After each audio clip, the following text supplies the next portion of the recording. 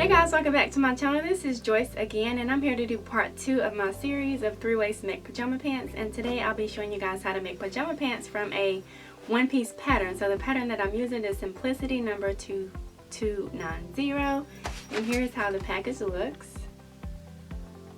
So it's not as detailed as my first video. I try not to make this video as long as my other videos, so I try to cut out as many steps as I could. So if you want to know more about how to make the elastic band for the waist, or how to do the hem for the legs, and you want to watch my previous video, I'll still show you guys how to do that, but I don't really go into detail because I've already done it in my other video. So if you want to know how I make these pants, then let's get started.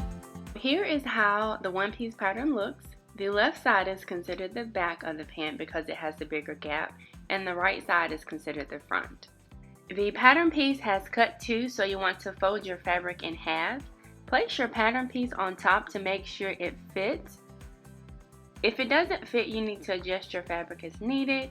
Once you have your pattern piece situated on your fabric, you want to pin it in place. Now it's time to cut your pattern out. You want to cut as close to the pattern as possible without actually cutting the pattern piece. Once your pattern is cut, check to see if your pattern has any notches. They are little triangles and they look like this. They are just to help guide you while putting the fabric together. All you have to do is cut to the very top of the triangle on each section.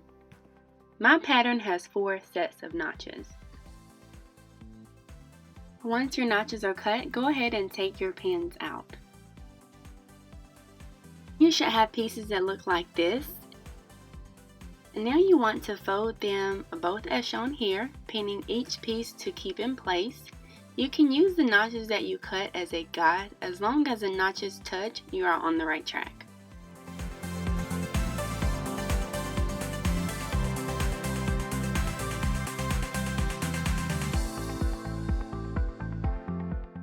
So now it's time to sew. You want to sew from the bottom of the leg all the way up to the crotch, and you want to do the exact same thing on both legs. I have my tension on 5, my width on 3, and my length on 3. And I'm just doing a regular straight stitch.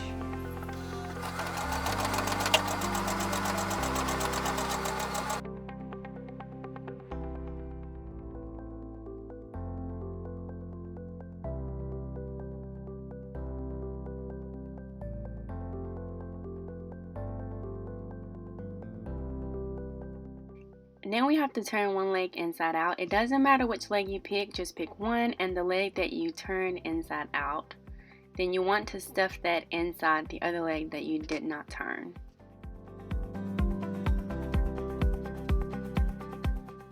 When doing this part, the first thing that you want to do is make sure that you line your crotch seams together. Once that's done, pin it in place. Then you will need to work on lining up the other edges of fabric and pinning those in place. It shouldn't be too complicated. As long as your notches meet up, you should be good. So here's how your pants should look now. You should have pins going around the U shape, and where you pinned your pants, that's where you want to sew. This is what my stitch looks like going from one end all the way up to the other end. So let's go ahead and take that one leg out. It should start to look like pants now. If you can tell which side is the front of the pant and which side is the back, go ahead and mark it with a fabric pen so you'll know the difference. Again, the side that has the deeper arch is the back. I'm not going to measure the waistband like I did last time. I'm just going to eyeball it. Pretty much you want to just fold it down 1/2 inch, iron that down, place your elastic down, fold it to make sure you have enough room, then iron that down. If you want a more detailed tutorial on that, then watch my previous video. It will be linked down below.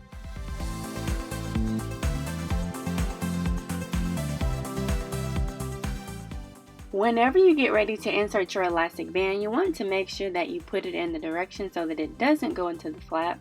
So I'm going to insert my elastic going this way, bringing it to the other side where it still doesn't go into the flap because I folded that down and ironed it. Now that your waistband has been creased, you need to pin it in place. You also need to make a marker so that you leave an opening to insert the elastic band. I'm using 2 pins of the same color as my marker. You want to start your stitch where you placed your marker, making sure to keep your eye on the marker so that you don't get too close. You will need to leave about an inch or so to insert the elastic band. To insert the elastic band, you want to take a safety pin and attach it like this, making sure it's closed properly. Then you want to place it in the opening, making sure to put it in the direction so that it doesn't go into the flaps. When you have 2 ends of elastic sticking out, you want to overlap them about an inch or so, depending on how you measured your elastic. Then you want to sew a couple of zigzag stitches to keep it in place.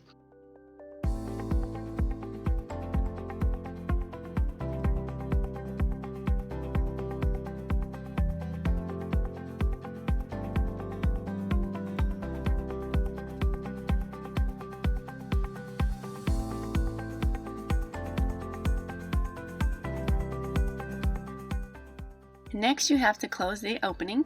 Make sure you change your sewing machine from the zigzag stitch back to the straight stitch. All you have to do is close the gap, and don't forget to back stitch when you start and when you finish.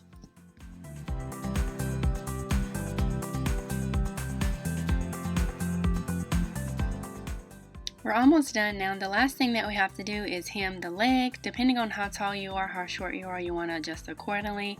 I'm only 5'4", so I had to take off quite a bit of length. I folded up 1 inch, then I ironed that crease, and I folded up another inch to get my perfect length.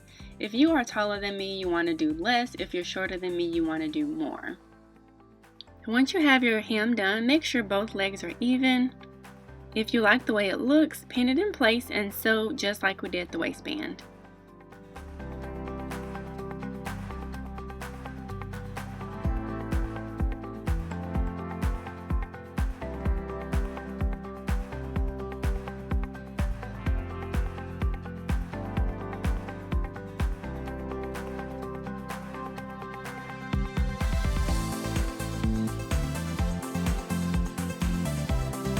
So that's it. I hope your pants turned out nice. If you like my video, please give it a thumbs up if it was helpful. Subscribe to my channel because I'll be doing another video of how to make a pair of pajama pants using no pattern at all. Yeah, I'll see you guys next time. Bye!